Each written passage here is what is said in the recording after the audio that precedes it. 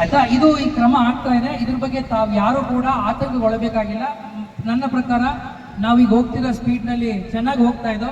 ಅಷ್ಟೊಳಗಡೆ village administrative officers DAಗಳು ಸ್ವಲ್ಪ strike ಮಾಡಿಬಿಟ್ರು. ನಿಮ್ಗೆ ಗೊತ್ತು, 10 ದಿನದಿಂದ ಸ್ಟ್ರೈಕಲ್ಲಿದ್ದಾರೆ. ಹಾಗಾಗಿ ಏನಾಗುತ್ತೆ, ನಾವು ಅಲ್ಲಿ ಸ್ವಲ್ಪ ಸ್ಥಗಿತವಾಗಿದ್ದೀವಿ. ಅವರು ಇವತ್ತೇನೋ ಮುಗಿತದೆ ಅಂತ ಹೇಳ್ತಿದ್ದಾರೆ. ಇವತ್ತು ಮುಗಿಸ್ಕೊಂಡು ನಾಳೆ ಬಂದ ಮೇಲೆ ಮತ್ತೆ ಆ ಕೆಲಸವನ್ನು ನಾವು ಮುಂದುವರಿಸ್ತೀವಿ. ಇಲ್ಲಿ ಒಂದು ಸಮಸ್ಯೆ ನೀವೇನು ಹೇಳಿದ್ರು ಅಂತಂದ್ರೆ, ನಮ್ಮ ಮೂಲ ಮಂಜೂರಿ ಆಗಿರೋ ಕಡತ ನಾಪತ್ತೆಯಾಗಿದೆ. ಹೌದಲ್ಲ?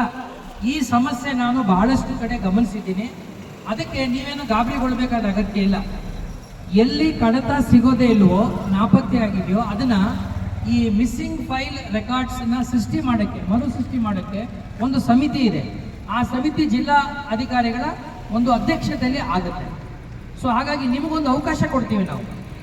ನೀವು ಅಂದರೆ ಈಗ ಏನಾಗಿದ್ದೀರಿ, ಮೂಲ ಮಂಜೂರಿದಾರರಿಲ್ಲ, ಹೌದಾ? ಆಮೇಲೆ ಅವರ ವಾರಸುದಾರ ಬರಬೇಕಾಗಿತ್ತು, ಕೆಲವರು ಬಂದಿರ್ಬೋದು, ಬಂದಿಲ್ಲದೆ ಇರ್ಬೋದು. ಆಮೇಲೆ ಇನ್ನು ಕೆಲವು ಕಡೆ ಏನಾಗಿದೆ, ಮಾರಾಟ ಮಾಡಿಬಿಟ್ಟಿದ್ದಾರೆ.